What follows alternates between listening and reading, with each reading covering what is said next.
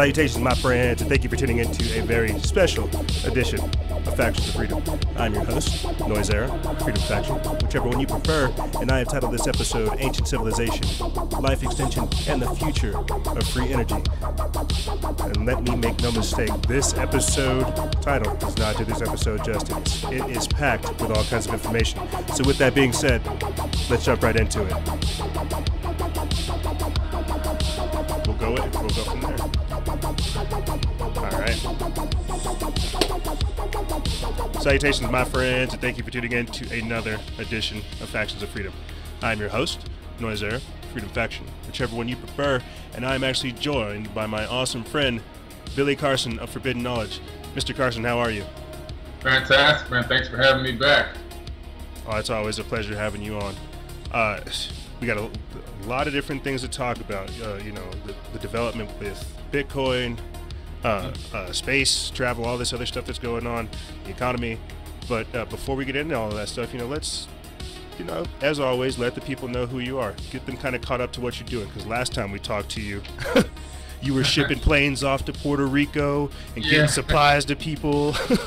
Right. We did a lot since then, man. I mean, we really did that. Well, for everybody who doesn't know who I am, my name is Billy Carson.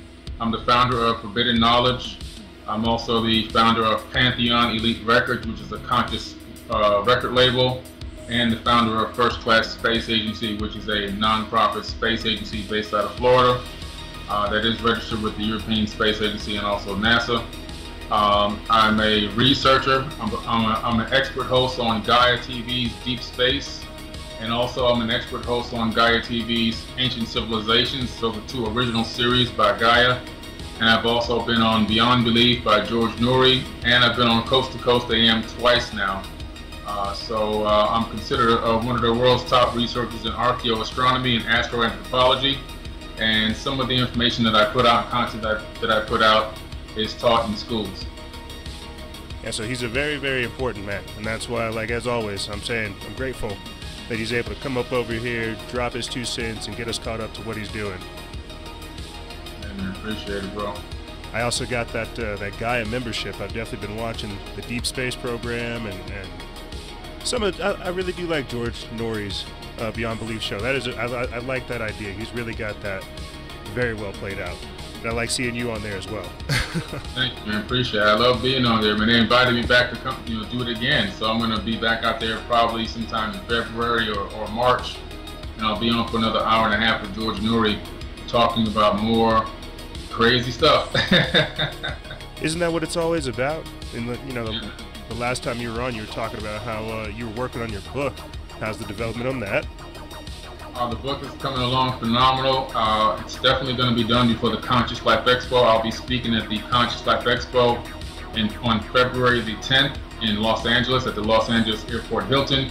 And I'm going to have a book signing as well that same day, right after I do my lecture.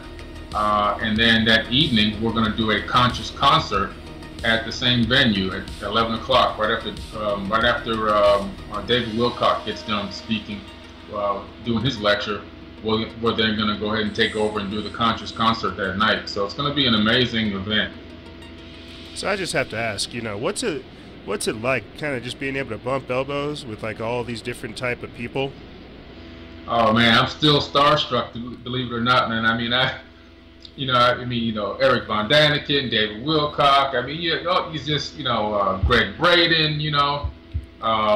It's amazing, man. It's really, really a true law of attraction in my life, because these are all the people that I had started researching and studying from, and saying that I've got to meet these people and work with these people because I felt I had something to contribute to the community, to the conscious community, and I felt that I needed to do it at the highest level.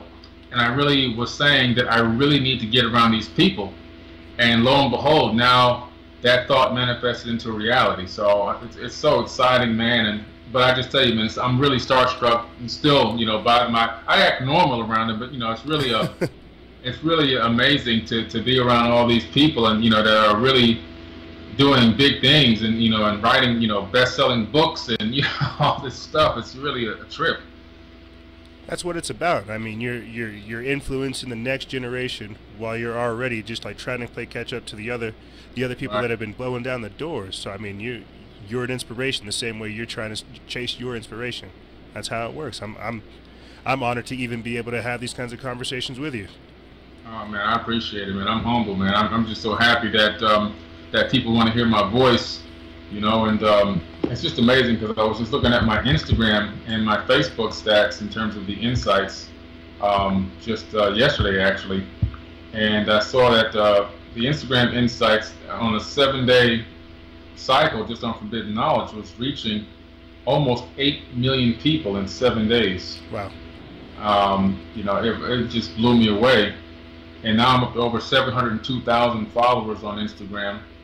And on Facebook, it's somewhere in the neighborhood of 8 million people are reached per post. And the interaction over there is just ridiculous. 1 week and 1.6 million video views. And the numbers are through the roof. It's just really showing me that one person can reach out to the world and touch a percentage of the world on a daily basis. So I'm really thankful for the opportunity, man, and just so happy that people are open and receptive to hearing what I have to say, because it could be the other way around. It could be like, whatever. Nobody, but they're listening and sharing and learning and asking questions and sending emails on a daily basis. I get anywhere from 300 to 400 emails a day. Wow. In messages and texts and everything else. It's a lot. So have you come up with a name for the book yet, or are you still kind of hovering over Yeah, that? it's gonna be Summary of the Emerald Tablets. Summary of the Emerald Tablets? It's going to be called Summary of the Emerald Tablets. I might modify it slightly here or there, but I think it's pretty much the gist of it. And it's 15 chapters, and it breaks down every single tablet from the Emerald Tablets of Thoth in a way that I don't think has ever been done before, to lend, first of all, credibility to the text and the tablets themselves, the history of them, where they came from, who all touched them, who's read them, who's been involved with them, how did they get here, the true history of the tablets, because that's the biggest question. And it seems so ambiguous because nobody has really dug too deep into the research of the tablets. With this, I went all the way in on that. And then a lot of people aren't able to understand what's being told, with the metaphysics and the esoteric messages that are being transmitted through the tablets. So I do a good job in breaking it down and trying to make people understand what's being said in each tablet. So there's 15 tablets, and so there's 15 chapters. I think it'll be a very easy read, and I think people's eyes will be open to understand a lot better as to what's in there and what is being said. And I've got a couple other really good tidbits in there that are going in. Plus, I'm working on a 1-hour video about it that's going to be produced professionally. So I'll have a video, which I don't know if that's going to end up on Netflix or Gaia or where that will end up, but it'll end up in a nice place that's reputable, and that will go along with the back of the book. And for some people who are kind of, initiates, who are new researchers who are coming up new to this, to the Emerald Tablets, can you explain how it's kind of like, it talks about Atlantis, it talks about space, it talks about a lot of different things, and so like you said, you're trying to basically condense that and make it more approachable, more easily digestible. Can you explain to people in a quick summary of the summary of the Emerald Tablets? Yeah, definitely. The Emerald Tablets of Thoth were written by an Atlantean named Thoth, Thoth. His father is Enki. And if you research the if you research the Sumerian tablets, you find out who Enki is. Earth is named after him. His name is Ea Enki, E-A-N-K. We actually, for short, called it Ea, and then they call him Ea, and then we ended up adding it, A-R-T-H. So it's Earth. But his son, going back, I'm talking about tens of thousands of years, was commissioned by his father to go out to the land of the barbarians in the land of Kem, which was ancient Egypt before it was even Egypt. We're talking about 50,000, 60,000 years ago. And he was told to bring that area to a high level of civilization. That was the mission he was sent on. It actually said that the most important part about the Emerald Tablets is the evidence of technology, because the first thing it says in that first tablet is that he got his crew, he got into the ship, and they ascended. In other words, they went up. They didn't go out into the ocean or to a lake. They went up. They ascended into the sky, and then as they approached the temple that they already had built in this area, they saw the barbarians beneath them. So again, this is a ship that flies, and then they descended down to the ground. And when they opened the door, these barbarians came to attack him, and with clubs and so forth. And then here's the first, real amazing evidence of some type of a weapon in ancient times. He says that he raised his staff and sent out a ray of vibration, stopping him still a stone in the mountain. So right here we have evidence of some type of a stun gun that he, sent out a beam to stun these people and stop them from attacking. And then once he subdued them, he sat them down. He began to speak peace to them and told them that they were children of the sun, and they were there to teach them things and so forth. So it's just an amazing account of ancient technology, ancient advanced people coming here to this planet from wherever they came. A real true global Atlantean society, not just a ring city that we've heard about from Plato, but it was global, and we have evidence of that all over the world. We even have Proto-Sumerian pots that were discovered in Mexico. So we've got the Proto-Sumerian writing on them in cuneiform. So it's just an amazing story, man. And I think people really need to understand that in that book of that Thoth wrote himself in those tablets is all the wisdom and understanding you need to live on this planet and have a good life, and to enlighten others and share knowledge with others, as well as what to do in case you get in trouble, what to do in case you're suffering. All that's in the tablets. And the most ironic thing about the tablets that people are going to be shocked is in the New Testament of the Bible, where Jesus is speaking, his words, which were written less than 2,000 years ago, match up to Thoth's words in the Emerald Tablets written over 36,000 years ago. So which came first, the chicken or the egg? So this is going to be an amazing, series, and I think in book, and people are going to really get a big eye opener and start to realize that there's a lot more going on than what they thought. And Thoth is the bringer of wisdom, and always has been, and evidence of him can be found all over the globe. Australia, Ireland, Greece, of course, Egypt, Mexico. Wherever you go on this planet, you're going to find evidence of Thoth. I'm going to Angkor Wat in Cambodia. There's depictions of him there. It's just amazing. So it's an amazing epic, and I'm looking forward to bringing it to the world. I mean, I will definitely be checking out. One of the things I think is awesome, whenever I check out Gaia, I forget which episode it was, but you pointed out one of the facts that you can see the development of these entities. You can see the development of their technology throughout our own history. So you can see like different parts of whatever this off-world, extraterrestrial, or otherworldly force is. You can see it coming in from having, like you said, ships, space rockets and ships like that, to smooth discs to where they're like, flying off of the vibrations and all kinds of different advanced technologies. I think that's just, one of the crazier things that you pointed out. The same way that we're able to hear how they have a stun gun or some kind of, vibratory freeze gun. I'm not sure.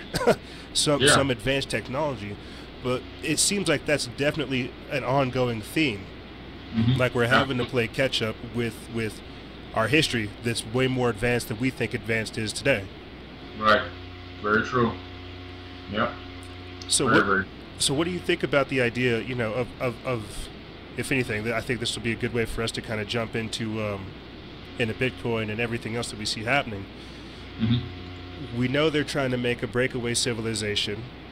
We also see them talking about things like life extension, free energy, renewable energy, and things like this, trying to basically get into harmony with the planet and unlocking the secrets of the universe through that. Right. What do you think about the idea of them trying to sell us free energy? Well, it's probably going to be one of the things that happens. I mean, there's a few things that are going to happen if we don't take back control of this planet.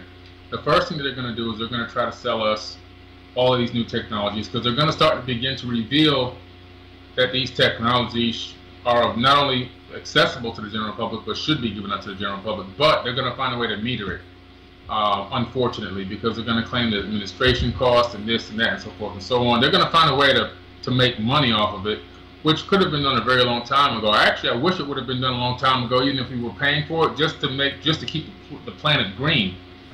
But the other thing that really doesn't frighten me as much as something else, which is called life extension, they've now learned how to basically stop the telomeres in chromosome number 2 from shrinking, which means that they can extend the life of a human almost indefinitely. They've already done this in lab rats and mice at the University of Harvard.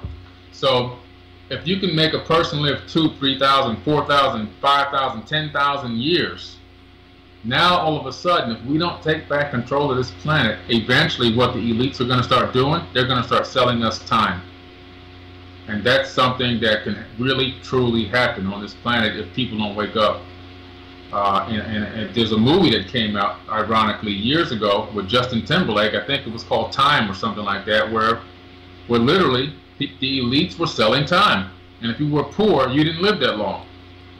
And some of these elites were living 3,000, 4,000 years. You know, and I think in the movie, his mom was running out of time, and he had to go steal some time, some kind of way, and then get it to his mom. But I think he got there too late. But it was a very eye-opening movie for me. Now here we are, fast forward to the future, where now this just happened. They now have a way to extend our lives that long, and besides just the telomeres, we now have the capability of making paralyzed people walk by putting a Bluetooth chip in the brain and a receiver on the limb that's not working, or the limbs that aren't working. And now through thought power, you can literally get up and walk, move your arm, drink your coffee, whatever you need to do. So we have that. We have new 3D technology, 3D printing technology, which is so advanced it can print veins, it can 3D print kidneys and lungs and hearts, and we can jumpstart them. We can jumpstart a heart and make it work. We don't even need to do blood transfusions anymore. We can actually create blood. So we're at the point now where a person, like in the ancient, in the Emerald Tablets, when Thoth was talking about transferring his consciousness into other bodies, could this be what he was doing? Creating new bodies using, you know, the technology that we're just now finding out about now, and transferring his consciousness into them. Just like in Russia, they've already transferred a monkey's consciousness into a computer, and the monkey thinks it's alive. That's crazy. So we're at now the point where we can literally put a brain, consciousness into a computer. Eventually it'll be into a robotic body, and then eventually it'll be into a some type of a bio-android, you know, or something like that. Some kind of surrogate. Yeah, surrogate, where it looks like a real person, talks, sounds, and feels, and everything else, but it's it's artificial. So we're getting to that point now, and like I said, we have to take back control of this planet in order for these things to pan out and benefit humanity versus become a detriment to humanity. This is when we start to get into things like, transhumanism, biohacking, designer babies, and all these different things. There's a book coming, or there's a game coming out called Transhuman Space, and it's basically everything we're talking about right here. How in the future, if and when we do go out into space, we won't necessarily be the humans we are today because of things like that. We have to look at keeping the planet green. Things like our health, our bodies. How come they can't exist out there in space? They're doing all kinds of different things, not only terrestrially, but preemptively, and in the future, to create this long-term eugenics program to change us. And like you said again, with things like consciousness transference, biohacking, and using the technology to basically transcend humanity. That's what transhumanism is. We're looking at this future become more and more real. And I didn't know this was actually talked about in the Emerald Tablets. Like Thoth talked about consciousness transference. Oh, absolutely. He talks about transferring his consciousness into new bodies. He also talks about the halls of Amenti, which are underneath the Great Pyramid at Giza, which they've discovered now, about 300 chambers underneath there, where he said he would go into for 100 years at a time to renew his body, and he did it 100 times. So that's 100,000 years over, broken down over eons that he's gone in. He'll go in for 100, come back out, go in for 100, come back out, for a few thousand or whatever. And so he's done that for 100,000 years. He's gone into this regeneration chamber, and I guess when he gets tired of a particular body, he just goes ahead and transfers into another avatar. And he talks about that in the Emerald Tablets. Now, one of the questions I have, because all of this is awesome to me thinking about it, us basically trying to play catch up to it. I think one of the X-Men movies, I think is X-Men Apocalypse, where they actually, had the consciousness transference system there as well. Yeah. You know, was Thoth considered like a alien, or was he actually terrestrially born? And when I asked that, he was an Well, alien.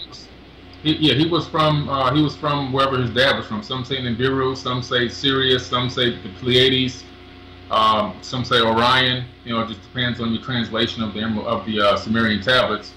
But either way, he came here, you know, with his dad, Enki. His brother was Marduk, who's Amen Ra. When people say Amen at the end of every prayer, that's who they're giving thanks to. One of the most brutal rulers this planet has ever seen.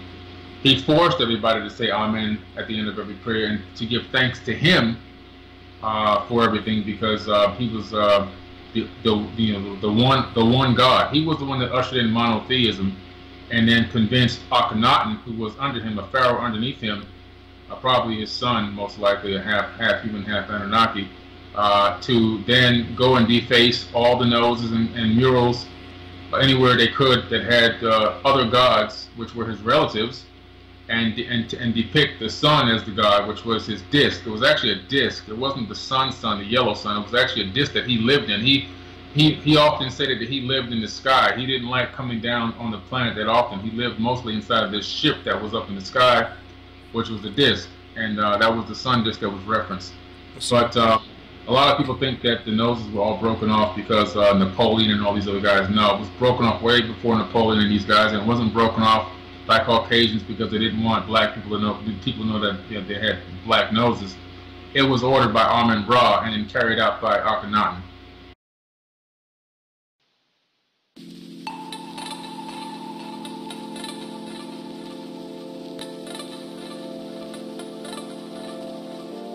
Forbidden Knowledge. 528 DNA.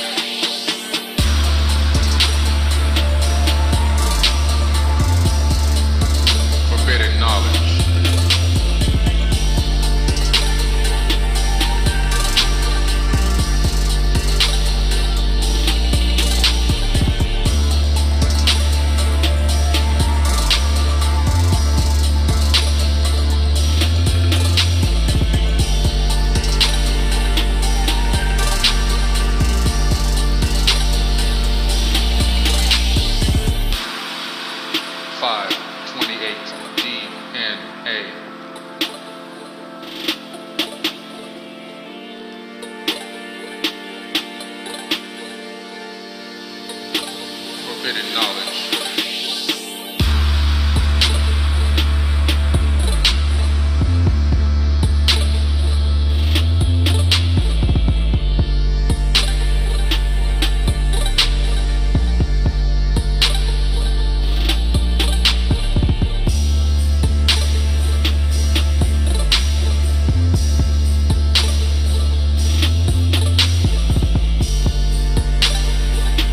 Forbidden Knowledge.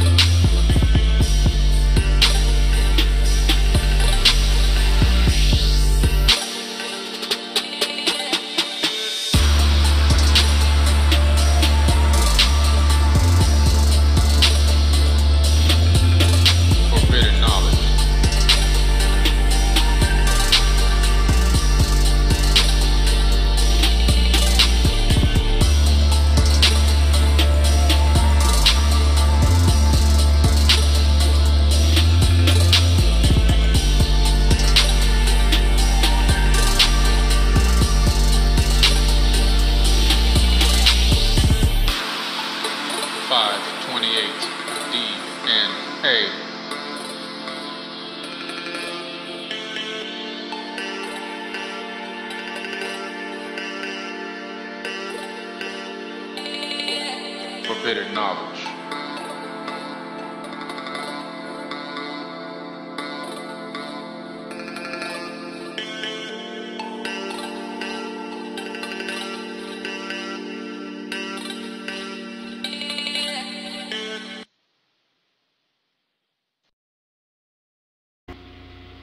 Interesting. One of the things I'm thinking about, is us playing catch up with this technology. Like, that's just something that keeps sticking out to me. Why is it that it seems like it seems like it has alien origins, this kind of technology and its purposes here on the planet, but it definitely seems like it also enlightens and adds value to the quality of life amongst the humans that are there. It seems like there are also different sects of controlling powers on the planet at the same time. I guess what I'm trying to say is, again, with the technology and how we see it paralleling today, with things like consciousness transference, with things like them putting themselves off UFOs, putting themselves in the sky, basically trying to watch over us, lord over us. Do you think the people who are running the deep state, running the military-industrial complex, or the breakaway civilization, do you think they're trying to do that today, trying to mimic basically history? Oh, absolutely. There's no doubt. They literally have analyzed, broken down, studied, researched for many, many decades all of the ancient Sumerian tablets, the Mahabharata, the Bhagavad Gita, the Indian Vedas, the Ning Li, everything they can get their hands on. They've really not only just studied them and broken them down, but tried to replicate the technology. All the Vimanas, all of that stuff, everything they got from Project Paperclip, because that's exactly what the Germans went to go do as well. They went on a mission to find all this ancient technology, and they discovered it, and they discovered how to build it, and that's why the United States took a hold of those scientists and then brought it in-house. So that's their main focus. The first place that they went when they went to Iraq for the quote-unquote weapons of mass destruction mission was they went to the Saddam Hussein's museum. That's the first place they went, was to the museum, blew it open, went down to the deepest chambers and took tons and tons of antiquities out of there. And then the second place they went was to the Ziggurat of Ur, which a friend of mine was actually on that mission and took photos, which I have photos of that. And they went there and took a device out of the Ziggurat of Ur, which looked like a Stargate, the outer ring of a Stargate. Very old though, extremely, extremely old. They put it in the back of a truck, covered it over with a tarp, and it disappeared out of sight. They took it away to wherever it's at now. But that may have been the weapon of mass destruction. It might have been an ancient Stargate that they want to figure out if they can figure out how to make it work. But so they know about all the ancient stuff, and now their main goal is to replicate this stuff and bring it into current times. Now the only place that they're messing up is, see, the Anunnaki were a little bit smarter, because what they used to do, they used to use humans as cattle. And what now the military-industrial complex is doing is they're trying to make everything robotic. Yes. And that's the problem. I think the Anunnaki knew that it was better to use real biology and that you can program, you can control psychologically, versus computers that can think for themselves and may say, you know what, humans should be obsolete, let's get rid of them. So I think this is where we're messing up as a species. We're trying to get to Skynet, and I don't think that's the right way to go. So, because I definitely want to jump on that, the understanding of the mentalities, how we're using robots versus in the past, they're actually using the human energy, human consciousness and things like this. You mentioned that the Anunnakis, you mentioned Stargates and things of this nature. Multiple dimensions, do you think they're real? Do you think that that's possibly where these entities come from and provide the energy or provide the information? Or... Well, I think that there's two forms. I think there's a couple different, there's many different alien races that visit this planet. Some are regular, just third-dimensional beings. I believe that the Anunnaki were just third-dimensional beings, just like us. In other words, we look like them. They genetically engineered us from an existing hominid on this planet. But what I found, but through my research, is bipedal bilateral hominids are abundant in the entire universe, in the third dimension. Bipedal bilateral hominid, meaning, standing, if you cut me in half, I have two equal sides, I have two legs and two arms. If I cut a dog in half, same thing, right down the middle of a cat, whatever. That structure is like a standard structure for a level of intelligence. throughout the entire universe, and it's been written about also in the Terra Papers, an ancient Indian epic, which talks about the same things that we're talking about now. And now, so you have those third-dimensional entities, and I think that they were true third-dimensional entities because they had flesh and blood. They can get hurt, they can die, they can get wounded, and so forth and so on. We found skulls and body parts and everything else. Now, I also believe that there are multi-dimensional beings which have the capability of coming in from other dimensions by means of phase shifting their atomic structure to match the frequency of this dimension and stepping right in to this, whatever technology they have to step right into this dimension. And so I think we're being visited by multi-dimensionals as well. So there's a combination of multi-dimensionals and third-dimensional, people that have been visiting and interacting with mankind. The multi-dimensionals, I believe, are more like archons, talked about the non-commodity scripts, which were discovered, and talking about these entities that actually feed off of frequencies and energies of man, or any being that has turmoil. The negative energies is what they actually eat. They feed off of that. And then you have the third-dimensional beings like the Anunnaki, who I think were just advanced people, about 1 million years ahead of us in terms of technology and understanding of how the universe works. Fascinating. And you talked about how, with the Anunnaki, they used humans for their experiments, or as chattel. Let's be real, as chattel. Yeah. They actually sent the humans out to conduct their types of experiments. And what we're doing today, I think what we're actually slowly starting to realize, or that they're trying to reluctantly get to, is that they need the human component. We can't have machines do everything, and this is why they're trying to roll out the machines today, because we're seeing a entire shift in how we approach science and how we approach politics and how we approach the environment and things of this nature. We're really trying to take into consideration the human factor. Like you said, the Anunnaki knew this, and now we're slowly coming to this. There's the spiritual science, the things of the aura, the chakras, different parts of your body, and this is a good way for us, if anything, to talk about your documentary with Tortured Fruit, how we're looking at our diet today, all the different things that we're talking about, they're third-dimensional beings and multi-dimensional beings.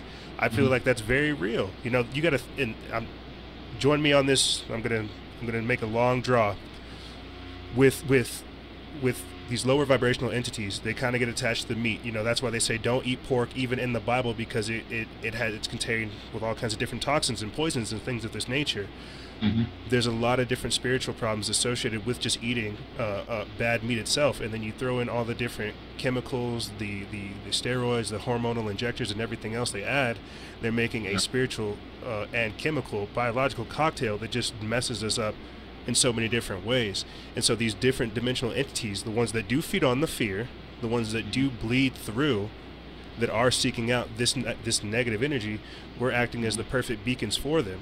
And so then whenever we switch up to different things like your page, plant-based alternatives, a holistic life, vegan lifestyle, even vegetarian lifestyle, something to where we get off of this cataclysmic style diet, we're actually able to notice not only a physical change, but a spiritual change. The law of attraction, it works differently. Does that make sense? Oh, man, you hit it right on the head, man. It's total. You nailed it, man. You just nailed it. I mean, it's totally right. And that's pretty much what the documentary is about, Tortured Fruit. When I get done with it, it's going to involve psychologists, neurologists, biologists, and we're really going to analyze man's psyche. And I know, going back, like I was saying earlier, into the Sumerian tablets and finding out that mankind was originally vegetarian. And that's really truly what we're supposed to be, because meat eaters like lions and tigers and so forth, they have very short intestines. The food goes in, it comes right out. And human beings have, yards and yards and yards of intestines. It's not designed for meat to go down there and get stuck in the crevices and corners and cause cancers and all kind of other things. But it's really going to go in depth into the psyche of man and how eating the meat has changed the way a human being thinks, functions, and also has altered the lifespan, the natural lifespan of a human being. Even though the Anunnaki capped the lifespan at 120 years within the telomeres in chromosome number 2, which has just been discovered in Harvard University as being a fact, we should still then be living up to 100, 120 years with no problem. But instead, what's happening, we're struggling to get over 70. a lot of the people that I went to high school with are already dead. And I graduated in 1988. So that's pretty horrible, man. So it's going to really dig in deep into that, and it's also going to analyze a little bit about the mad cow disease that occurred where cows were being fed meat, and how all of a sudden a vegan animal, became mentally ill.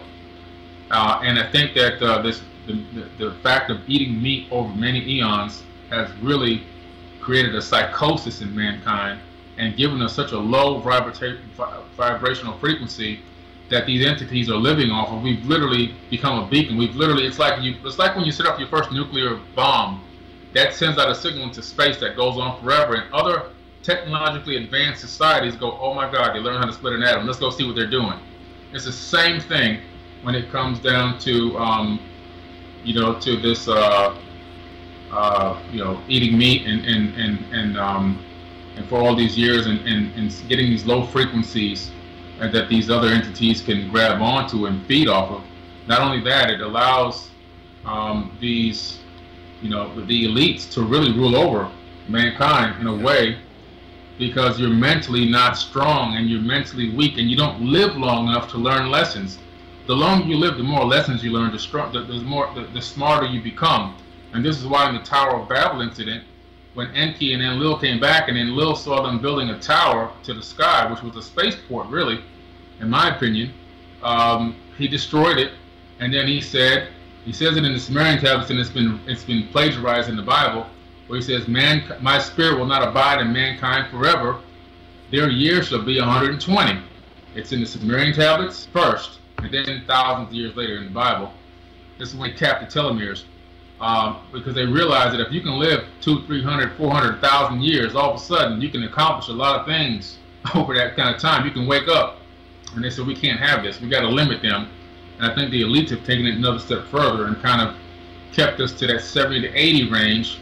Because anything more than that, people might begin to wake up to a point where they can make some serious changes on this planet. And they keep you sick and weak through the food. So that's kind of what it's going to be about, and I think it's going to be a unique take on the way that the meat is affecting the psyche of man. I'm also going to go into why we're eating meat. I don't think people realize how it even happened.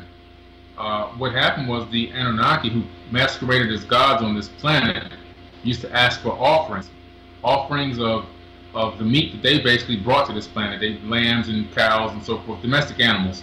So you as a farmer had to go out there, kill your cow, kill your calf, bleed it out and so forth, and bring it as an offering. And if you had fields of wheat and farm goods and fruits and so forth, you brought your best offering.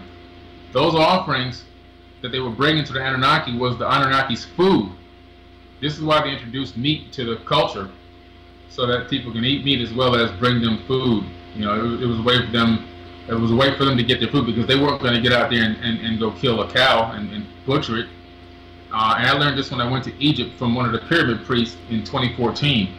And it was an amazing revelation, because it made so much sense that the Anunnaki were literally just getting all these offerings that these Jewish people and everybody else were given. It was just for food to eat.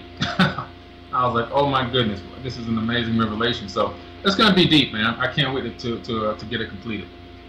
It definitely sounds like it's going to be pretty heavy.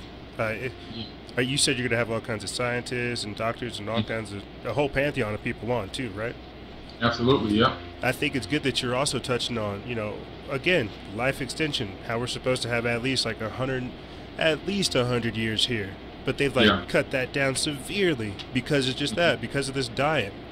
Yeah. One of the things that I was thinking about while you were talking about us being on this meat eater diet, the mad cow disease, and how that all bioaccumulates in us.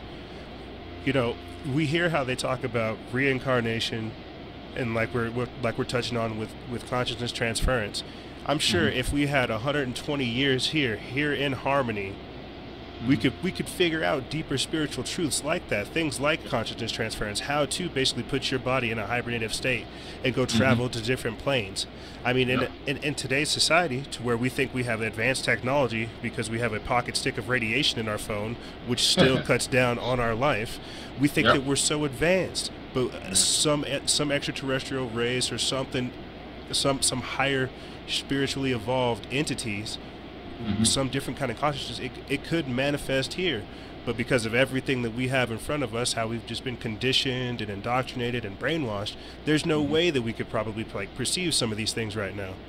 It's just, I don't know, it just blows my mind to think of like the different densities in which life can manifest. I have a lot of people that ask me like if I think aliens exist, and I say, well, what do you think about, well, what counts as an alien? And we're touching it over here: third dimensional beings, multi-dimensional beings, entities that are manifesting, people that are transferring consciousness. What is considered alien?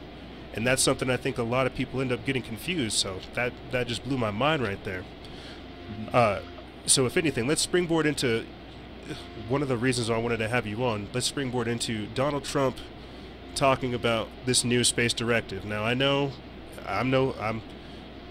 think everybody's got their relationship with Donald Trump, but I think we need to talk about what that means, him saying that we're going back to the moon.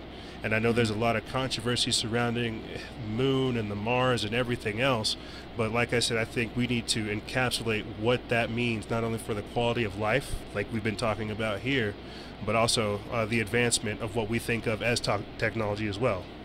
Yeah.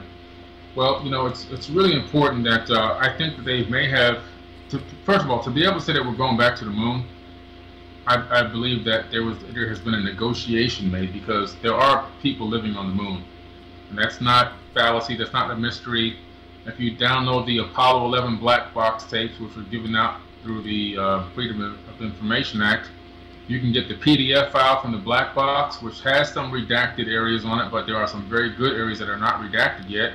And you can also listen to the actual voice file. The parts that are not redacted are very clear.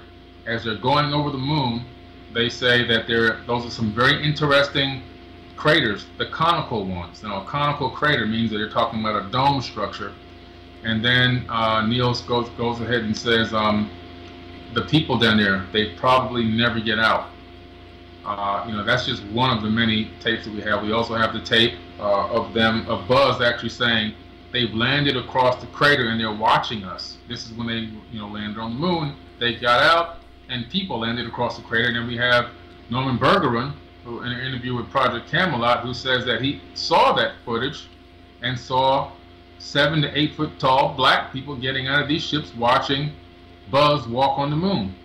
And he was adamant about it. And this is the guy who was the head leader of Ames Research. I mean, this is a big time guy. His Wikipedia and his bio goes on for miles, So the fact that we're going back to the moon tells me that there has been a negotiation made, or an agreement, something made. And we have been in communication with the people up there for a very long time, because we put a satellite disk or a disk on a receiving disk on the moon, and we have been sending documented laser signals to that disk of information, beaming information back and forth.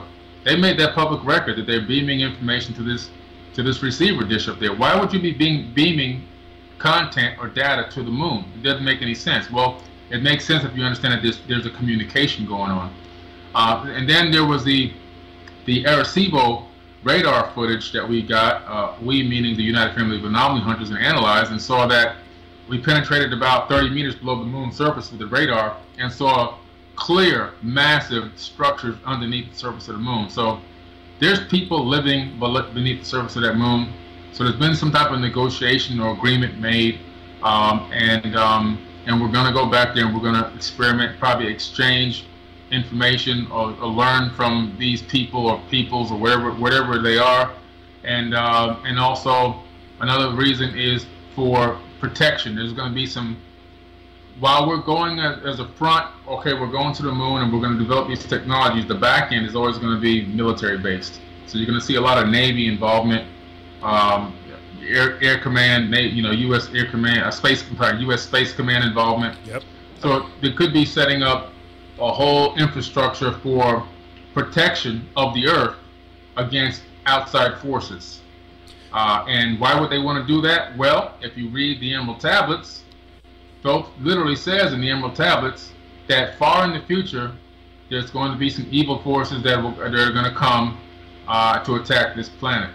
For whatever reason. Maybe it's a warring race, or maybe it's a people are coming back to try to take over the planet, whatever the case may be. But he said that in the Emerald Tablets, and a lot of the texts talk about these people coming back, and I think they want to be ready for them if there's going to be a war, because they are a warring race. That's been documented over and over again in all the ancient texts. There's always wars going on, a lot of big ones too.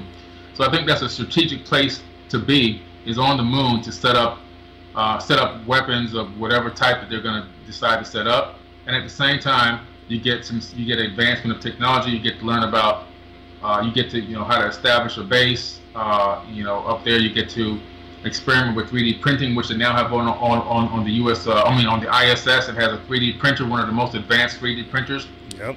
So now they're going to be printing things up there in space. And any other technology that they can use to develop, whether it be free energy devices, perpetual motion generators. All of these things can be developed, which are going to eventually benefit us as it trickles down. It'll trickle down to us, and we'll get our hands on it. It'll benefit us as we advance. But they're always going to be 300 years ahead of us in terms of technology. But it definitely is a big benefit. And then you have moon. The moon can be a quick jump to Mars, especially if you're going to develop some type of a craft in outer space that can be extremely large. And maybe you want to go from beyond Mars. Maybe you want to go past the asteroid belt. So it's a lot. It's really a huge undertaking. And I think it's a good thing. In my personal opinion, I really think it's a good thing, because I'll be able to get a lot more data and research material that I can analyze, and I can discern my own realities and what's really going on, versus not getting anything at all. I agree. I feel like what we've been dealing with, NASA lies and all the other nonsense for years, or we've been never getting a straight answer from NASA for years. And I feel like now, with things like SpaceX, Blue Origin, and now these new different space directives, like you said, we're going to have so much different access to technology. I mean, I think it's pretty much well known. Everybody understands that a lot of the black budget has built a lot of these UFOs. That's what the military-industrial complex is. They, Lockheed Martin, Skunk Works, DARPA, all these different places. That's it. That's what they do. They've taken trillions of dollars, and they've made different types of UFOs. They've built up this space program. They're doing all these different types of things. Like you said, they're at least 300 years ahead of us in the future with technology. But even then, they're still playing catch up to this previous technology that we talked about in the first part of the show. Where we find ourselves at today is just that, going back to the moon. And like you said, finding that there are structures there, finding that there are still inhabitants there. I firmly believe that we got kicked off. I'm definitely in that category. I don't think we didn't go back. We got kicked off. That's the only thing I can really say. Absolutely, I agree with you 100%. Do you think it was the Nazis that are on there, or you said that there was another race? It's the Anunnaki. They in one of the epics that I read, there was a war. I forget the name of this particular ruler now, but him and his bloodline were banished from the earth and were banished to go live on the moon. And they've been there ever since. Now, there's also evidence of a war. Now, when the last Pyramid War happened and Amun-Ra escaped, there was a nuclear war on Earth, which evidence of that is in the Indus Valley at Mohenjo-Daro, and also because you have the vitrified buildings, vitrified sand, and you also have dead bodies still laying in the street right now holding hands where they fell. And as well, when you go to Egypt, where I went, on Giza, you put your hands into the sand and you pick up balls of glass, which means it was a like 3,000 plus degree heat that hit that sand to turn it into glass. And it's all over the place. So the evidence of that ancient nuclear war is here, and I think that it wasn't just a planetary war. I think it was a galactic war that spread from Earth to the Moon, to Mars, to Tiamat, which is now the asteroid belt, and even beyond. You know, it's just we're dealing with a highly, highly warring race, which is probably why you see us as humans warring with each other all the time, because that DNA is in our body. We have the same DNA as these people. So we're like they're like our progenitors. So it's in our nature to want to create. It's in our nature to want to advance technologically. It's in our nature to not want to be enslaved, because why? They weren't slaves. This is why we always revolt against slavery, because they themselves were kings and queens and princesses and so forth, and they weren't slaves. So they put that non-slave DNA into our body and made us non-slaves as well. So even though they coded us to be subservient and everything else, there's still that deep, deep thing inside of us, inside of our DNA, that wants us to expand consciousness, that wants us to not be enslaved, and that wants to travel the stars. I think the stars are calling to us all the time. I know it calls to me 24/7, and you know, I hope that there is a life extension that I can get my hands on, because I definitely want to be able to get my feet on Mars, at least get to Mars. I hear that. You know, one of the crazier things that I've learned doing all this type of stuff is, as a lot of people have beliefs, and then we act in the constant state of double-mindedness. We have beliefs, but we don't want to achieve dreams, and it's the weirdest thing. But Yeah. with all these tools and technologies, you know, at our disposal, we just somehow try to find ways to limit ourselves. I was talking to this guy the other day on a whole separate show, and we were talking about the concept of our history. You know, what it would actually look like if we were talking to aliens, if we were talking to flesh and blood extraterrestrials, if we were like, obviously, if they were watching us, clearly they can see the mentality of us. They know our temperament. They're probably here to some degree. Yeah. I mean, Dr. David Jacobs talks about it. You know, you can look at the whole the whole alien agenda, hybrid program, all the other stuff that comes with that as well. You know, it's definitely there. Yeah. But then you start getting this sense of like, well, where is the wisdom that comes with that? Where is the actual, you know, understanding and beauty, the knowledge that comes with knowing you are not alone? It's like, even though we have these deeper understandings of it, we still don't like exemplify it. It's crazy. Yeah. I think that if people would open their minds and look past the programming that they've been given since they were born, they literally have been programmed since birth, look past that and realize that you are part of something much bigger. And that should not make you feel small. It makes me feel large. It makes me feel like I'm a part of a galactic community. And there's wonders and amazing things waiting on me out there that I've never seen or dreamt of before, that I can't wait to be a part of. And I think that's the mindset, that if people had that mindset, we as a species would be in a totally different place right now. I think that, you know, like I said before, people are born, they're given a name, they're given a religion, and they're given a race. And then they spend the rest of their life defending that. And it's programmed into them so hard that it's so hard to set it free, even though they realize deep down, I think a lot of people would like to break out of it and realize that, or they contemplate at least, that something's not exactly right with the way this world is and the way I'm living. But the programming has been so, you know, so strong, it's hard for a lot of people to break free. But fortunately for us, because of people like you, because of people like me and other people like us out there spreading a lot of information, we have been literally deprogramming people and reprogramming them to think for themselves. And that's why this consciousness movement is taking over this planet.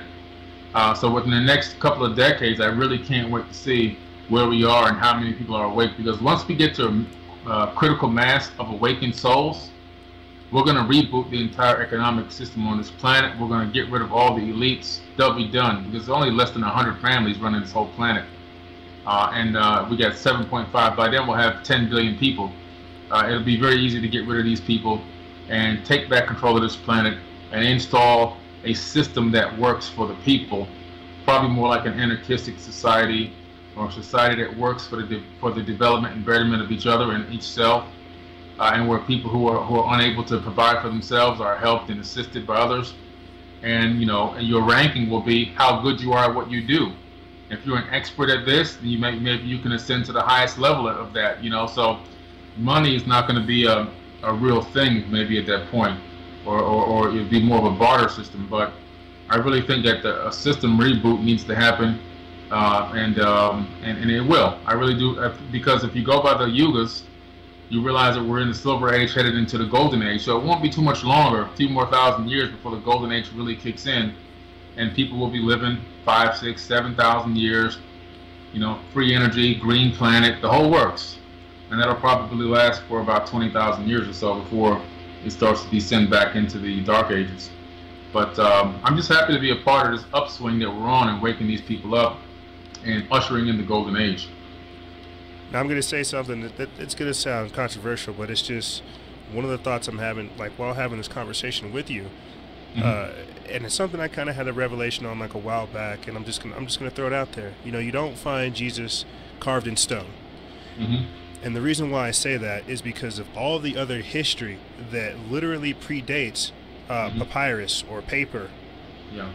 And we really have to look past like just that alone, the programming, the indoctrination, what we think of as normal, what we think of as what should be interpreted. Mm-hmm. That's true. If the main thing that is driving our spiritual foundation is literally written in paper and not carved in stone, which predates that paper, we've got to ask a deeper question about what that means for us, and what was so important that it had to be etched in stone, not only in one place but literally around the world, because they knew that there were people that would come through with dark intentions, like the people who went through and burned the Library of Alexandria. There were people that would come through that have dark intentions, that would destroy this, that would separate us from our source, separate us from our history, because there's a certain power that comes with history. The same way we were talking before, you know, if you had 120 years on this planet, I'm sure you could figure out a way to reincarnate yourself, to have consciousness transference, to help in developing some of these higher spiritual technologies. But in a world to where it's just like, whoa, we don't want people being able to birth themselves. That's way too crazy. Let's just get them to eat some meat, you know, we'll stuff some chemicals in it, we'll do all this other stuff, and we'll keep them there.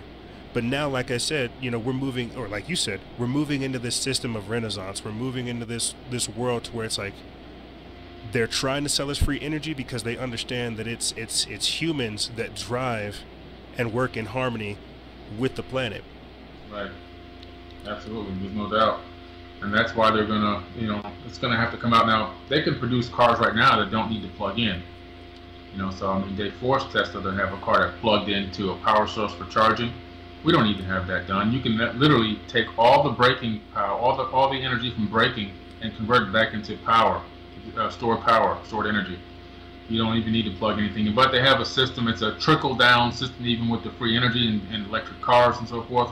Because when you really think about it, a Tesla car right now, yes, you're driving on, no gas, but then you've got to plug it in, which means the power station is using gas fuel to create the electricity that now you're plugging into your car. So you're still using gas no matter what. But we'll get to the point where it'll be a closed system in these vehicles, and it'll be a free energy type of a vehicle, or maybe it'll be a vehicle that has thorium combined with electric.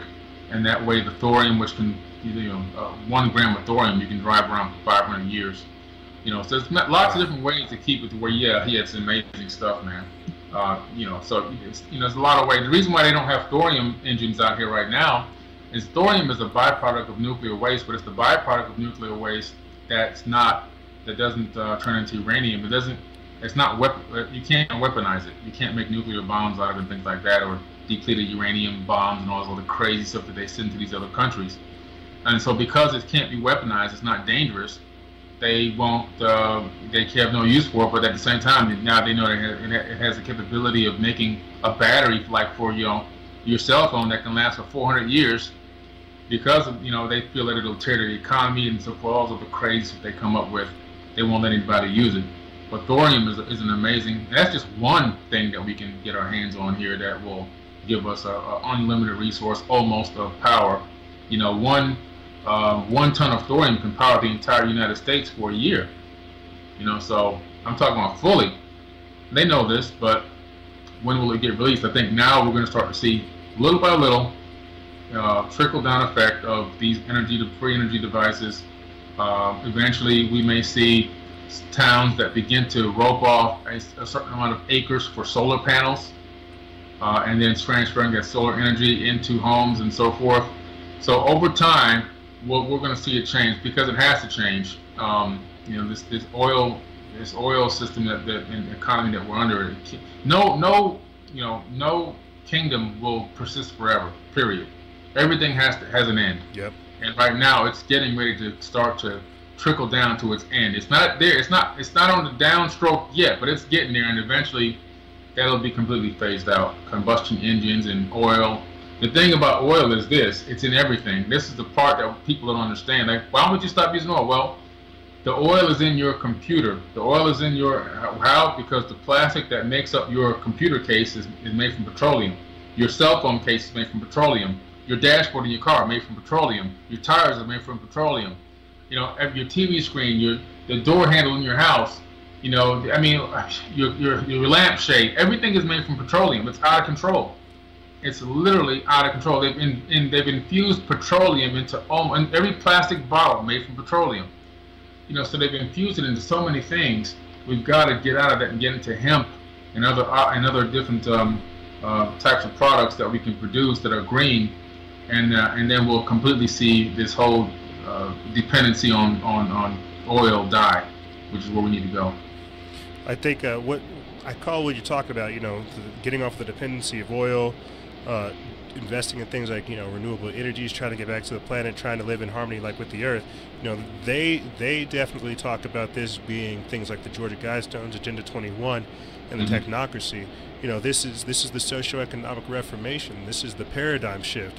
This is all those other things that we were talking about, the soft disclosure of technologies, the renewal or the release of renewable energies and things like this. All of these different things are putting us in that golden age. Yeah. But we really have to look at what these people are doing. I think, if anything, I think this would be a good way to kind of springboard into things like Bitcoin.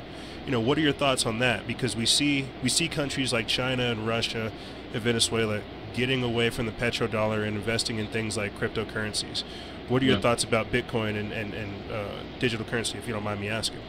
Yeah, definitely. I really just recently started researching the cryptocurrencies. I had stayed away from it for a little while because I was just like, you know, I really wish maybe I would have gotten into it at the beginning because I could have made $1 million by now. But now it's getting so high; these numbers are getting outrageous. There might be a slight. Some people might lose a little bit right now, you know, it'll bounce back or level out somewhere. But right now it's extremely high. It's just really increased over the past few months or weeks to a high level. But I did notice an amazing article that came out today, and somebody submitted a letter from their bank, the actual letter from the bank. Banks are starting now to get away from, believe it or not, this is something new here that's happening, people who are using cryptocurrency. Yep. So this is this could be a bad thing or a situation here where we see like a cyber war or a crypto war getting ready to go on here.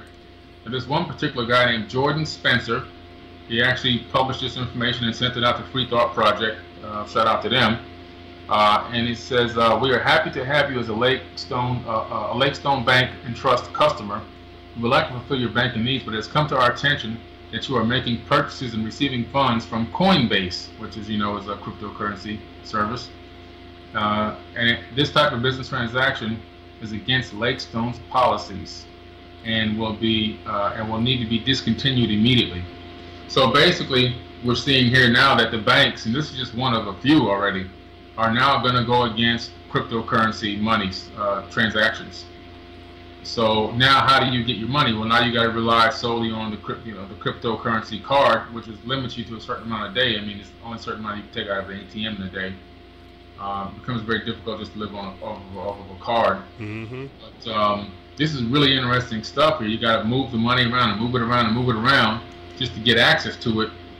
And now that the banks may join forces to stop it, as well as now the IRS is getting involved. If you have a transaction over $20,000 or have done over $20,000 in transactions, they are now fighting to get access to all of your transactions and try to make you pay taxes on it. So This is a whole other thing that's going on. So there's going to be a crypto war going on over this cryptocurrency. So in some ways it's really good, but because the elites still have power and control over the population, they're going to fight it, or they're going to probably fight it and get involved in it. They'll probably be on both sides of it. So they'll be involved in it, you know, making their own cryptocurrency or investing into their own cryptocurrency, you know, government-backed, whatever you want to call it, or some type of a private one that they jump on, that they're on the board of directors of, or somehow they make money with it. And then you have on the other end, you have the war against the people, and people trying to siphon money out and trying to find ways to use it. And then you have the banks shutting their accounts down. You have the IRS coming after them. locking you up and putting you in jail for using cryptocurrency. So it's going to be a lot of horror stories, and there's going to be a lot of Cinderella stories. People are going to get rich, and some people are going to get broke and get locked up. So it's really up in the air for me right now to figure.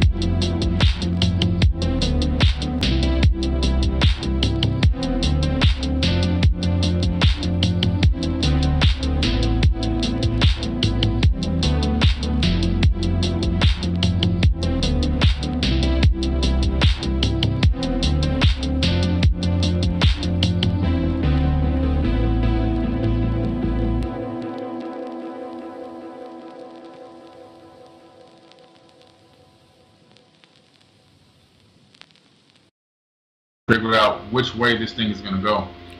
I definitely see. I feel like the fact that we're having discussions about a financial system outside of central banking. I feel like that's important. Definitely highlight that. I think it's awesome that we're trying to get away from centralized banking system and trying to get away from fiat currencies and using debt notes, credit tickets, however you want to look at money. I'm glad that we're having different discussions about that, because again, this moves us into a different type of system that is dependent upon humans. This is that system of renaissance. Why is Bitcoin so controversial? Because a lot of people don't really know how it's able to basically bypass the system. A lot of people don't know what potential it has, and at the same time they're worried. And at the same time you have people who are firm believers in the Bible that understand and look at things like Bitcoin as marks of the beast and things of this nature. But I think ultimately we need to look at how this is another system that is already battling another system, and if we see one existing system trying its hardest to try to find different ways to leech more money off of you, from income tax to death tax to estate tax to property tax to all kinds of different taxes, Bitcoin bypasses that. You don't have to. You're not giving any money to these centralized banking systems. You're not giving any money to the Rothschilds or to the Rockefellers, and that's why we're hearing so much pushback from it. But at the same time, this is how they're trying to push in the cashless society.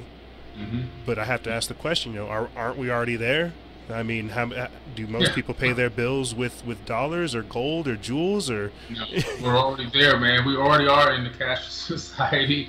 They've already snuck it right on in on us. And like I said the other day on one of my lives on Instagram, I said if everybody went to the bank right now to ask for their money, only 10 or 15% of the people would be able to get their cash. Everybody else would be out of luck because they don't have the cash to give you. There is no cash. The rest of it's all zeros. Exactly. We have Exactly. 15% that's like actual gold. The rest of it is all just like zeros and additions. There's like nothing that's really like backing a lot of our currency right now. Okay. Yeah, nothing. It's just debt notes, nothing there, just fabricated zeros and ones. I think some of these other countries have figured out China. I mean, they're buying everything up. I think they figured, we can just print money too. I don't know. It just seems like they're buying up a lot of stuff. What stops a country from just printing money aimlessly and just buying things? So it's really interesting what's going on, but we definitely have to find a way to get out of it. Cryptocurrency could be the answer, but again, we need enough people massively going in and helping to battle against this Federal Reserve System that's been put out there and put in place almost everywhere on the planet, except for I think 3 countries now, and find a way to put an end to it. I mean, it is a it's a beast. It is a beast system. The oil that the beast system uses to just like pollute the planet, it's very real. And so everything we're talking about these days is just the introduction of these renewable energies, these new technologies, and what that's going to do for the quality of life for humanity. I mean, I'm not going to say this is like the panacea. No, oh my gosh, they're giving us free energy. They're giving us all this awesome technology. I'm not saying that. I'm saying it's gonna allow for us to make better decisions about our life, to have access to better qualities of care. I'm not talking about Medicare, but I'm saying because we have just that, the simple introduction of technology, we're able to see how these factories are run with food, what they actually do to animals, what they're spraying on crops, how this affects children. We're able to see what this does to people. What happens with this next wave of technology? What will that do? That's going to vastly increase like not only our awareness, but our capabilities to have a better quality of life. Yeah, absolutely. And like you say, these technologies have allowed us to track and find our own UFOs, have allowed us to track down police brutality we would never have seen, police misconduct, record people saying things, politicians and other people that have abused their power saying things that they shouldn't have been saying or doing.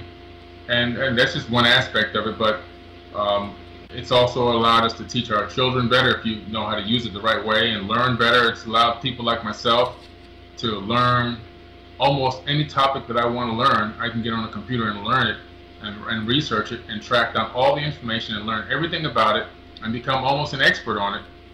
And there was this one gentleman who, I believe he was from Africa. He actually made the Olympics. And he went to the Olympics as a javelin thrower, and he never had a coach. He couldn't afford a coach, and he couldn't afford a trainer. He learned everything, his whole technique and everything he learned from YouTube. Again, technology making us better. You have to know how to use it for the right reasons, and it can really be a benefit to us. That's what I'm constantly telling people. We have to look at these tools of enslavement that they've given us, all these active distraction disease toys, the ADD. Right. We've got to look at how these are literally just tools. It's upon the user to determine the purpose.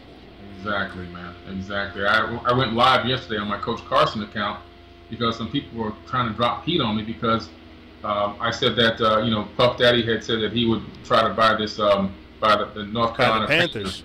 Yeah, and he was him and Kaepernick were looking for investors, and I went on my official Twitter, my Team USA Twitter, and I said, look, contact me, I'll help you raise the money. And it's not that I'm a Diddy supporter, because I don't really support Diddy. I'm a supporter of making any type of advancement and making a change where I think there needs to be a change. I think there needs to be a change in some of these professional sports as to who's running some of these teams and so forth. So, I saw that opportunity. But so I hopped on there to make that statement and let people know that's kind of really what I was trying to say. What the reason why I would put a post up like that.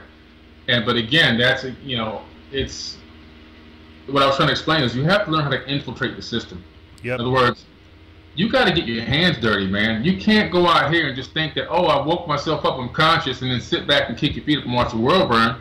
No, we got to get people in positions of power in different places. We got to get politicians in power. We got to get local officials in power. We need to get sheriffs and mayors that are conscious people that are in those positions. We need to get those people we need to get people in sports teams. We need to get people We need to plant ourselves internally into the system and explode it from the inside out. Yep. And that is the only way it's going to get done. You can't sit around with your hands, sitting on your hands, and go, okay, I'm conscious. When is everything going to change? No, man, we got it's a lot more intricate than that. We got to get inside. We got to infiltrate wherever they give us to put us down or be our detriment. But like I said last night on my live, it might still be up there. You can check it out. I said we got to use it as judo. In judo, we take the energy from your opponent and you reverse it back on them. So whatever they're throwing at us, whether it's some type of a technology to hold us down, whether it's information about vaccines, whether it's a sports system that's not right, whether it's police, what they're giving us access to Huffington Post. I'm a Huffington Post writer. They're giving us access to the computer and the internet. They're giving us access to knowledge and information. They're giving us access to videos. They're giving us access to talk to people all over the world. Now I can communicate with a mayor halfway, across the country, and if they're conscious, I can have a communication with them, and I can put together a campaign to help them get reelected. I mean, this is all how you work the system. You got to work it from the inside out. Until people realize that, we're not going to have enough of an effect on what's going on out here. We got to go inside. People are like, why are you writing for the Huffington Post? That's a mainstream media. Because I'm writing articles that I want to get information out about, based off of my stuff, anomalies, consciousness, and putting out information about lectures that are going on, expos and things like that. That's what I'm writing about. Every now and then I put an article out that they would like to keep my account, my ability to write for them open, but I'm putting out information that's infiltrating the system, that's putting out information to the conscious community. So why not do that? You understand? So this is where people have to understand. You must infiltrate the system, and we must use whatever they go against us with. We must use it, flip it back on them, and use that same exact thing. Just like JFK said, infiltration is what these secret societies literally prey on. They use infiltration. Well, now I want to infiltrate them. Yep. He says, armies guerrillas by night instead of armies by day. I want to be the guerrilla by night, going into the darkness and bringing the light where they least expect it, and all of a sudden there's 3 or 4 more conscious people working in a particular place that have power to press a button to make a change in something that needs to be changed on this planet, and that's what it's all about. I'm so glad you said that, because that's definitely something I've had to grow into. Is we got a lot. Everybody's a little bit of an armchair researcher to a degree, but at a certain point in life, we got to have some skin in the game. That's why we got to get it out there. We got to put ourselves out there. We got to get in front of this fight. We got to infiltrate the system and blow it up. I tell people that all the time. I have to post these articles in order to expose what they're actually saying and the actual intentions behind them. They're having conversations between them, and we have to talk about it. We have to not only communicate to these people that we're aware of what they're doing, but also send the message out to listeners, to followers, to readers. Diversify the content any kind of way. That way the people can't say that they didn't know. They can't say, oh, I didn't see it, or oh, I didn't hear, or oh, I didn't read it. Well, if the content was provided to you in that way, it was your choice to consciously look away, to consciously be ignorant of it. I'm glad you said that, because we have to get up in there.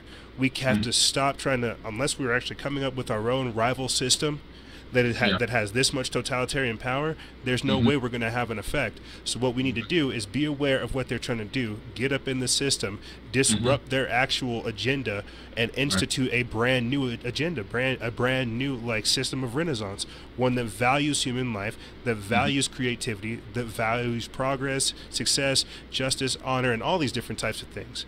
I mean, I was talking to somebody the other day, and this might just be me because I'm an optimistic. All these different people that are stepping down from politics, right, because of these sexual accusations. I consider this like a clearing of the crop. They're just getting rid of people, which means there has to be a whole new wave, a whole new generation of people to take over those seats. And we don't have anybody in the system.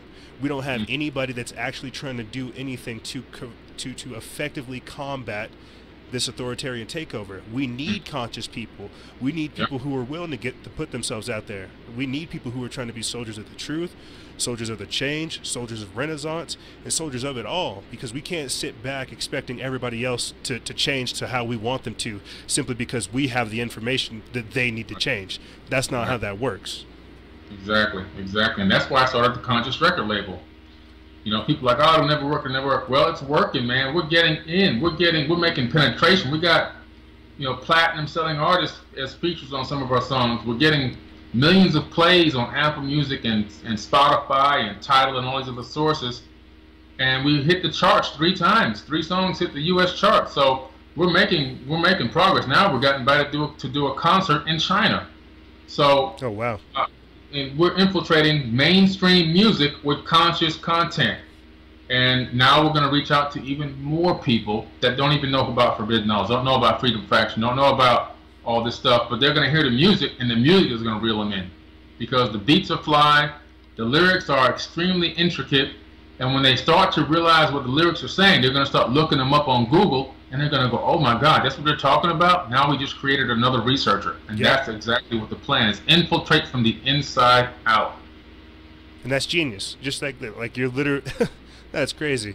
You're like literally turning a song into like a video, like a YouTube video that people could go research. You're just making like a conscious song that like has all kinds of different keys and notes and tells people like, oh, go research this, go research this, it's connected to this. But at the same time, they're just nodding their head, just following the beat. And that's what we need. We need people that have that kind of, you know, ingenuity amongst our ranks. We don't need people screaming at other people, telling them to go do what we want them to do because we said it. We need to have like people who are creative, who are being conscious, who are being like independent, organic, and genuine about the things they're doing. And a lot of that comes with being honest with ourselves, saying, look, what can I do? What can I offer to this movement, to this thing that we have going on? And I think that's where we're going to have to move into the future. So I'm, you know, because we're coming up against the clock, you know, I definitely want to hear your thoughts. You know, what are your prospects for 2018? I'm excited for 2018, man, because I really think that the way that things are moving right now, first of all, that the music is going to start to change. I see a lot of big artists copycatting what we've been doing. Yes. In terms of how we market ourselves, how we promote ourselves, how we put ourselves out there, and also trying to change the content in their songs. Now, they can't get completely to the level that we're at because the level that we're at took years of research to put those kind of lyrics out. So they can only put out consciousness from where their perspective is or their mental capability is right now, whatever they know right now, which is okay. And I'm not even against it. I love that it's happening. I want to see it happen more and more. I think 2018 we're going to see a lot more conscious music. We're going to see music take a swing back towards consciousness and telling stories. I think that we're going to hear a lot more disclosure coming from the government on more potential UFO activity and maybe even bacterial or microbial life on another planet like Mars. I think that's coming potentially in 2018. It could be 2020, but we might get that. We might get that tidbit in 2018. And I think that we're gonna see some amazing things happen at SpaceX with at least a trip out from here out to Mars and maybe come back. Maybe not land yet. Maybe just one orbital and come back, one orbit. But we'll see that, and then you know, we'll just continue to see the growth that we've already been seeing in the conscious community. And the thing that I like about what's happening now is I have a lot of famous people following my page. I mean, big time people. So when I put that post out about calling the UN about the Libyan slave trade, I saw Chris Brown, Busta Rhymes. You know, I mean, the list of people were just through the roof. The lady from Empire, what's her name again? It's Cookie. not Tariq. I always call her Cookie. Yeah. But you know, but we had a lot of famous people reposting everything, and I was like, wow, this is great because these are people with power. These are the kind of people that have power. A lot of famous athletes are following now, and when I go to their page, when I realize they're following me, I click on who they're following. Then I start to see they're following Freedom Faction. They're following, you know, all these other conscious accounts that we have out there now, and I'm going, wow, this is good. You know, it's weird. I'll be honest. You know, sometimes I talk to B.O.B. sometimes, or I talk to you know, some other artists that are out there, and it's just weird that these people we're having conversations with these very influential people. Yeah. So it blows my mind that, like you said, we're seeing this slow rollout of people who are saying, you know what, I'm done with the cars, the clothes, the girls, and all this nonsense. You know, I want something that's real. I want to offer authenticity. You know, what's actually happening. I think. And like you said, you know, you can't blame them for being at the level that they're at. They're still trying to speak truth while still operating in like the parameters that they have, and that's okay. I'm just grateful for the fact that they're trying to reach out and talk about these things. I don't care what they do talk about. The fact that they're talking about these things is what's important. Absolutely, man. Absolutely. You can't condemn people because everybody's at a different level, and the fact that they're making the effort, I'm starting to see people making an effort. It just like warms my heart, man, because it means that we're going in the right direction. It means that we're going to continue to grow, and this thing is going to be massive. By the end of 2018, we should have made some serious accomplishments in the conscious community in terms of acquiring more powerful people. And this is where I talk about getting mayors and sheriffs and so forth conscious in positions of power. It starts with them hearing the information and learning about it and researching it and maybe waking themselves up and then getting involved. And now all of a sudden, the next thing you know, we've got people that can make decisions that are thinking with a conscious mind versus a matrix-guided mind. We need to we need to think local, act global. That's it, man. That's it. And a lot of people, you know, they come to my page and they come in with a closed mind, or they come in with from their own perspective of how life should go and what people should be doing, and they don't realize how I maneuver. People like me and you, we maneuver on a higher level. And everything we do is methodically thought out. Every word we say is methodically thought. Every post I make is methodically created and thought. Even the order that my posts are in are methodically thought out. We're operating at a slightly higher level than they can really perceive or understand. It's almost like you have an ant farm and you have the ants in there, and I can put my hand inside that farm and I can maneuver and manipulate things that are going on inside the ant farm, but the ants really can't figure out exactly what's going on. And I think that they just need to be patient and hang tight and just keep working on developing their understanding of things, because we are moving and doing things that they're not ready to understand yet. That's why I always say when the student is ready, the teacher will appear. There's levels to this thing. Yep. There's levels working whenever we don't even realize it. So speaking of the future, you said your Conscious Life Expo. It's February 10th. Yeah, February the 10th, 2018, 10:30 a.m. 10 a.m. You gotta come check it out. If you can make it to Los Angeles at the Los Angeles Airport Hilton, you can go to consciouslifeexpo.com and then click on my face, and you can get the ticket. I think my ticket is only $25. I'm a first-time speaker there, and actually, I'm one of the very first African American speakers in the history of the Conscious Life Expo, and it's been open for 15 years. So even you see the change movement there. Everything is starting to change to another level. So I really would like people to come out. I'm going to talk about the Enuma Elish, the 7 tablets of creation, and I'm going to go in depth into that in a way that's never been done before, and really awaken people to how this solar system came to be and who we are and where we really come from.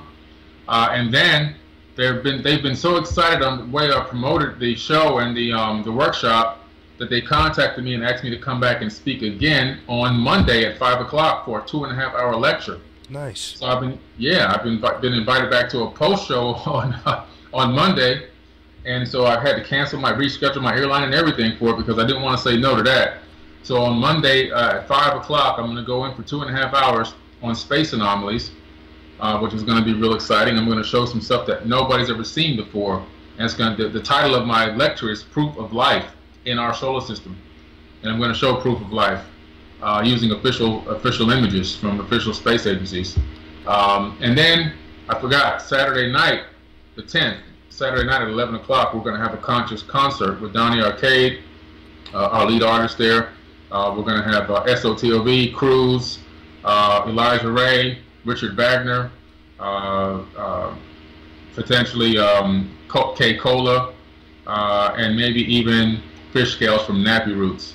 So it's going to be a great conscious concert that we'll have that night as well. So we got a lot going on, man, up there, and I'll have my book signing on the 10th as well, right after I get done with my first workshop in the morning.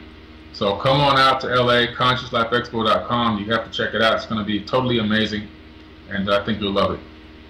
If you can believe it, he's working on a documentary too. Outside of all that stuff he just said, he's also working on a documentary. Yeah. Yeah. I've got the green screen set up in my house, man. I have a 4K camera, and I'm just laying down all the all the different sections that I've got to lay down to get my parts done. And then on top of that, my album just dropped, my own album. It's called Sons of Atlantis by Forbidden Knowledge, with the number 4, Sons of Atlantis. You can get it on any music app, Apple Music, iTunes, Spotify, Tidal, whatever. It's an EP. It's phenomenal. It's doing big numbers. It's already reached almost 1 million streams already in just a month and a half. Wow. So people really like it. What is that? Is that spelled S-U-N-S or S-O-N-S? S-O-N-S. Yeah, S-O-N-S. Sons of Atlantis. Sons of, all right, and I'm going to go scope that out. Okay, man. Yeah, you got to check it out, man. I think it's really hot. Got some great features on there from Richard Wagner on the violin. And then on one song, they're all instrumental except for one song. One song's got Donnie Arcade and KRS-One on there. So, yeah, man. So that's a classic. Well, you're going to have to come back on and let us know if there's any developments with your documentary. And if anything, if we don't talk to you before your Conscious Life Expo lecture, you're definitely going to have to come up on and give us some more updates. Yeah, absolutely. No doubt, man. I can't wait to come back on and give you some more information, especially after I get done going to the Space Symposium in Colorado and going to that private space meeting and come out with some real nuggets. Then I'll come back on and give you guys some real serious content, some information. Whatever I can legally provide, I'll give out. We always appreciate insider information. I'm just saying. Absolutely. So we'll put your website. And do you have links to your album, Sons of Atlantis? I can say I'll send them to you. Yeah, I'll send them. I'll send you either Spotify and Apple Music link. Those are the primary 2 that people use the most, I think, in this world right now. What it seems like, at least. It'll switch up as it always does. Yeah. Right. But yeah, we will put your information in the link below. I want to say thank you, Mr. Carson, for coming on. It is always a pleasure talking with you. Hey, same here, man. I thank you so much for everything you're doing, all the information you put out. I learned a lot of information from your content as well, man. So thanks. Keep up the great work. Will do, and it is always a pleasure to have you on. I'll talk to you soon. All right, man. Have a good one. You too.